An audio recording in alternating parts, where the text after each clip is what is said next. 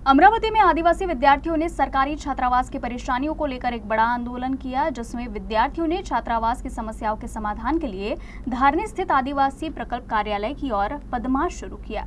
रात के कड़ाके की ठंड में सैकड़ों की संख्या में विद्यार्थी 150 किलोमीटर दूर धारनी की ओर चल पड़े, ताकि प्रशासन को उनकी समस्याओं का हल निकालने के लिए मजबूर किया जा सके। हालांकि आंदोलन की जानकारी मिलने के बाद जिला प्रशासन और पुलिस प्रशासन ने मामले को गंभीरता से लेते हुए हस्तक्षेप किया और स्थिति को संभाला। निवासी उपजिलाधिकारी अनिल भटकर और तहसीलदार विजय लोखंडे के नेतृत्व में एक बैठक आयोजित की गई।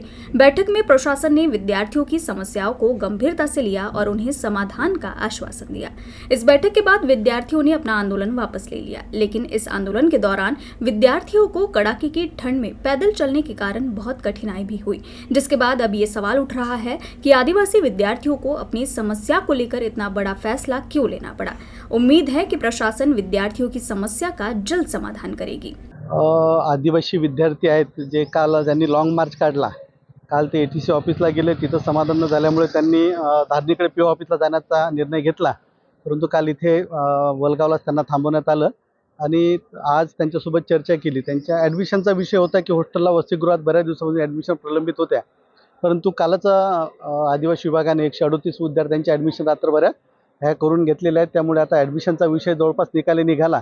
काही मुलांच्या ॲडमिशनचा विषय आहे, जे पात्र आहेत त्यांच्या ॲडमिशनसाठी परत ज्या व्हॅकन्सी जिल्ह्यात असतील त्या टर्न करून त्या इथे घेतल्या जातील आणि त्यांच्या पण ॲडमिशनचा विचार आदिवासी विभागामार्फत केला जाईल। दुसरा विषय त्यांचा स्वयंचा विषयाचा होता की ज्या मुलांना वसतिगृहामध्ये ॲडमिशन मिळाले नाही त्यांना शासनामार्फत स्वयं या योजनेमध्ये 5,100 रुपये दिले जातात। तर त्यांचं बिल त्यांना मिळालं नाही, ते 2 दिवसात बिल निघून जाईल आणि त्यांच्या मागण्या जवळपास आता मागणी केल्यासारख्या आहेत। त्यांचे काही वसतिगृहातल्या अव्यवस्थेबाबत काही मुलं बोलत होते, तर त्यांची सुद्धा 13 तारखेला PO मॅडम सोबत बैठक लावण्यात आलेली आहे आणि त्यावर पण तोडगा निघणार।